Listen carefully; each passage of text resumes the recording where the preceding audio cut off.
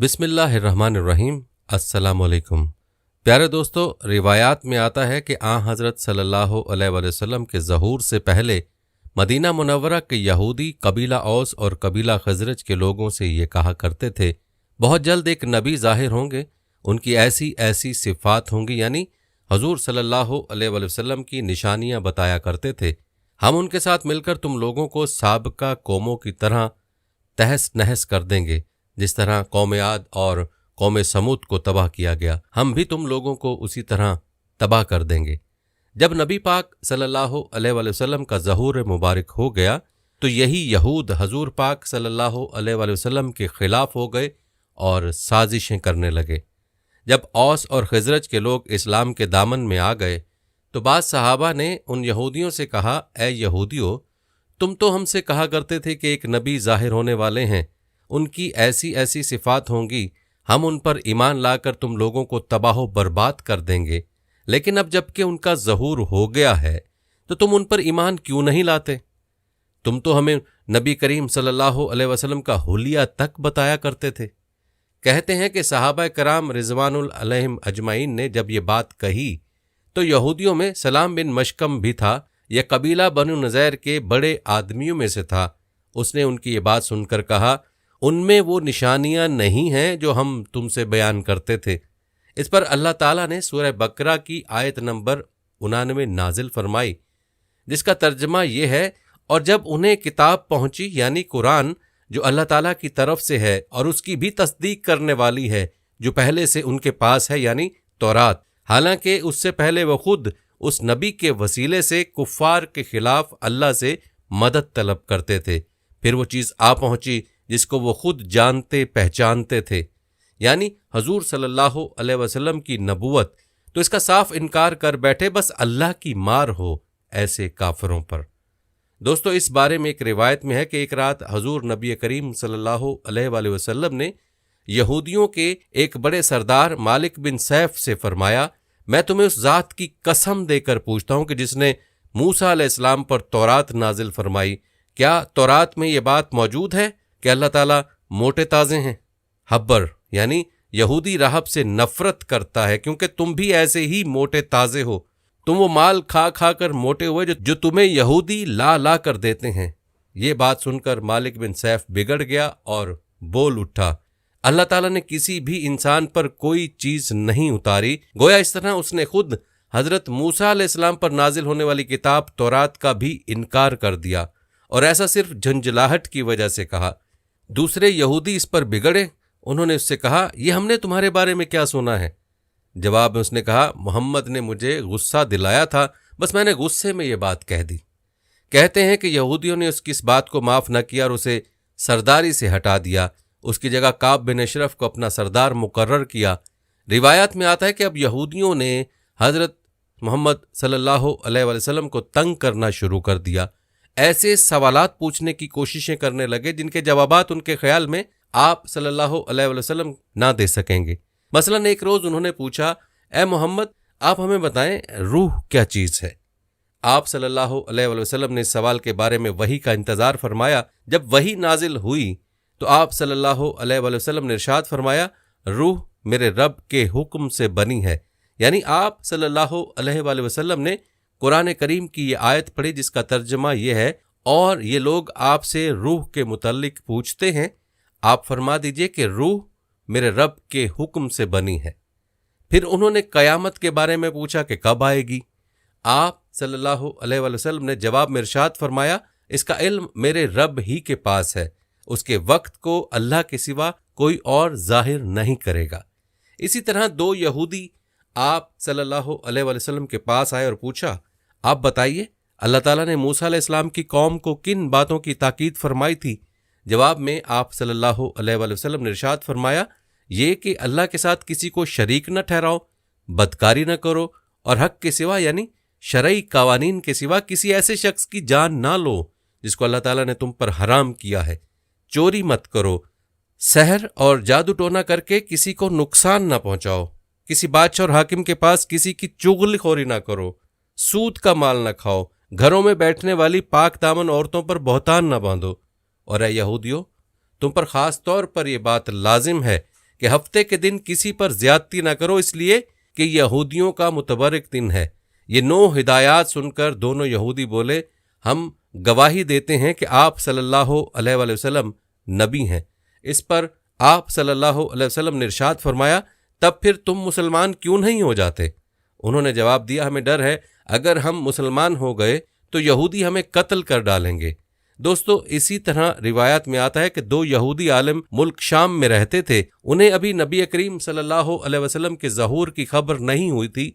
दोनों एक मरतबा मदीना मुनव्वरा आए। मदीना मुनव्वरा को देखकर एक दूसरे से कहने लगे, ये शहर उस नबी के शहर से कितना मिलता जुलता है जो आखिरी ज़माने में ज़ाहिर होने वाले हैं। उसके कुछ देर बाद उन्हें पता चला कि हज़रत सल्लल्लाहु अलैहि वसल्लम का ज़हूर हो चुका है और आप सल्लल्लाहु अलैहि वसल्लम मक्का मुअज़्ज़मा से हिजरत करके इस शहर मदीना मुनव्वरा में आ चुके हैं। ये खबर मिलने पर दोनों आप सल्लल्लाहु अलैहि वसल्लम की खिदमत में हाजिर हुए। उन्होंने कहा, हम आपसे एक सवाल पूछना चाहते हैं, अगर आपने जवाब दे दिया तो हम आप पर ईमान ले आएंगे। आप सल्लल्लाहु अलैहि वसल्लम ने इरशाद फरमाया, पूछो, क्या पूछना चाहते हो? उन्होंने कहा, हमें अल्लाह की किताब में से सबसे बड़ी गवाही और शहादत के मुतल्लिक बताइए। दोस्तों, कहते हैं कि उनके सवाल पर सूरह आले इमरान की आयत नंबर 19 नाजिल हुई और आप सल्लल्लाहु अलैहि वसल्लम ने वो उनके सामने तलावत फरमाई, जिसका तर्जुमा ये है, अल्लाह ने उसकी गवाही दी है कि सिवाय उसकी ज़ात के कोई माबूद होने के लायक नहीं, और फरिश्तों ने भी और अहले इल्म ने भी गवाही दी है, और वो इस शान के मालिक हैं कि एतदाल के साथ इंतज़ाम को कायम रखने वाले हैं। उनके सिवा कोई माबूद होने के लायक नहीं। वो ज़बरदस्त हैं, हिकमत वाले हैं। बिलाशुबा दीन हक और मकबूल अल्लाह ताला के नज़दीक सिर्फ इस्लाम है। कहते हैं कि यह आयत सुनकर दोनों यहूदी इस्लाम ले आए। इसी तरह यहूदियों के एक और बहुत बड़े आलिम थे, उनका नाम हुसैन बिन सलाम था। यह हज़रत यूसुफ अलैहिस्सलाम की औलाद में से थे। उनका ताल्लुक कबीला बनी कैनका से था। जिस रोज़ आप सल्लल्लाहु अलैहि वसल्लम हिजरत करके हज़रत अबू अयूब अंसारी रज़ियल्लाहु तआला अन्हु के घर में रिहाइश पजीर हुए, यह उसी रोज़ आप सल्लल्लाहु अलैहि वसल्लम की खिदमत में हाजिर हुए। जो ही उन्होंने आप सल्लल्लाहु अलैहि वसल्लम का चेहरा मुबारक देखा, फौरन समझ गए कि ये चेहरा किसी झूठे का नहीं हो सकता। फिर जब उन्होंने आप सल्लल्लाहु अलैहि वसल्लम का कलाम सुना तो फौरन पुकार उठे, मैं गवाही देता हूं कि आप सच्चे हैं और सच्चाई लेकर आए हैं। फिर उनका इस्लामी नाम आप सल्लल्लाहु अलैहि वसल्लम ने अब्दुल्लाह बिन सलाम रखा। इस्लाम कबूल करने के बाद ये अपने घर गए, अपने इस्लाम लाने की तफसील घर वालों को सुनाई तो वो भी इस्लाम ले आए। चंद यहूदियों ने आप सल्लल्लाहु अलैहि वसल्लम से सवाल पूछा, आप ये बताएं उस वक्त लोग कहाँ होंगे जब क़यामत के दिन ज़मीन और आसमान की शक्लें तब्दील हो जाएंगी? इस पर हज़रत सल्लल्लाहु अलैहि वसल्लम ने जवाब दिया, उस वक्त लोग पुल सरात के करीब अंधेरे में होंगे। इसी तरह एक मर्तबा यहूदियों ने हजूर सल्लल्लाहु अलैहि वसल्लम से बादलों की गरज और कड़क के बारे में पूछा। जवाब में आप सल्लल्लाहु अलैहि वसल्लम ने इरशाद फरमाया, ये उस फरिश्ते की आवाज़ है जो बादलों का निगरान है। उसके हाथ में आग का एक कोड़ा है, उससे वो बादलों को हाँकता हुआ उस तरफ ले जाता है जहाँ पहुँचने के लिए अल्लाह ताला का हुक्म होता है। दोस्तों, कहते हैं कि उन यहूदियों में से एक गिरोह मुनाफिकीन का था और ये बात वजाहत से समझ लेने की ज़रूरत है कि मदीना मुनव्वरा में जब इस्लाम को अरूज हासिल हुआ तो यहूदियों का इक़्तिदार ख़त्म हो गया। बहुत से यहूदी इस ख्याल से मुसलमान हो गए कि अब उनकी जानें ख़तरे में हैं, सो अपनी जानें बचाने के लिए वो झूठ मूठ के मुसलमान हो गए। अब अगरचे कहने को वो मुसलमान थे, लेकिन उनकी हमदर्दियाँ और मोहब्बतें अब भी यहूदियों के साथ थीं। ज़ाहिर में वो मुसलमान थे, अंदर से वो यहूदी थे। उन लोगों को अल्लाह और उसके रसूल ने मुनाफिक करार दिया है। उनकी तादाद 300 के करीब थी। उन्हीं मुनाफिकों में अब्दुल्ला इब्ने उबी भी था और ये मुनाफिकों का सरदार था। ये मुनाफिकीन हमेशा इस ताक में रहते थे कि कब और किस तरह मुसलमानों को नुकसान पहुंचा सकें। मुसलमानों को परेशान करने और नुकसान पहुंचाने का कोई मौका ये हाथ से जाने नहीं देते थे और उनकी इन चालों का तज़किरा आगे चलकर आएगा।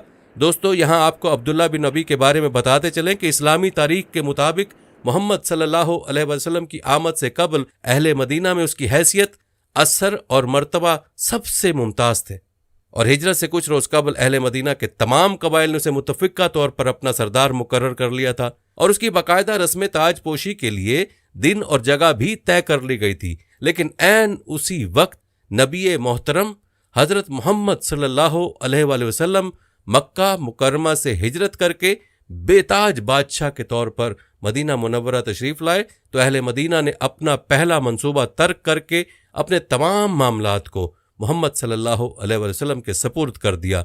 इस सूरत हाल की वजह से अब्दुल्ला बिन उबी के सीने में आप सल्लल्लाहु अलैहि वसल्लम से जाती बुग़्ज़ और अनात पैदा हो गया और वो दिल ही दिल में आप सल्लल्लाहु अलैहि वसल्लम से जलने कुढ़ने लगा, क्योंकि अहले मदीना के तमाम कबाइल की हमदर्दियां शम्मा रसालत के साथ थीं, इसलिए वो उनकी खुलम खुला मुखालफत नहीं कर सकता था। चुनाचे उसने मुनाफकत की राह अपनाई। याद रहे कि अब्दुल्ला बिन उबी ने बज़ाहिर इस्लाम कबूल कर लिया और ज़ाहिरी एतबार से अल्लाह और उसके रसूल सल्लल्लाहु अलैहि वसल्लम के तमाम अहकामात की पाबंदी शुरू कर दी, लेकिन अंदर ही अंदर वो मोहम्मद सल्लल्लाहु अलैहि वसल्लम से बुग़्ज़ और अनात की आद में जल रहा था। वो जब तक जिंदा रहा उसने इस्लाम की जड़ काटने के लिए यहूदियों और मुशरिकीन मक्का से राब्ते उस्तवार रखे और ग़ज़वा बदर और ओहद में न सिर्फ खुद हिस्सा नहीं लिया, बल्कि अंदर ही अंदर सहाबा को भी जहाद पे जाने से रोकता रहा। यही मुनाफिक शख्स आप सल्लल्लाहु अलैहि वसल्लम की बीवी आयशा बिनते अबी बकर पर तोहमत लगाने में भी पेश रहा। दोस्तों, ये थी हमारी आज की वीडियो। इस वीडियो को आपने अपने दोस्तों के साथ और अपने प्यारों के साथ भी ज़रूर शेयर करना है। हम ये उम्मीद करते हैं कि आपको हमारी आज की वीडियो ज़रूर पसंद आई होगी। अगर आपको हमारी आज की वीडियो पसंद आई है तो सबसे पहले तो इसको लाइक करें और अपनी राय का इजहार कमेंट सेक्शन में लाजमी करें। आखिर में आपसे एक बार फिर दरखास्त है कि आप हमारे चैनल मीज़ान को ज़रूर सब्सक्राइब कर लें और साथ ही लगे घंटी के बटन को भी क्लिक करें, ताकि आपके पास हमारे आने वाली मज़ीद वीडियोज़ का नोटिफिकेशन बर वक्त मिलता रहे। अल्लाह ताला आपको अपनी हिफ्ज़-ओ-मान में रखे। आमीन।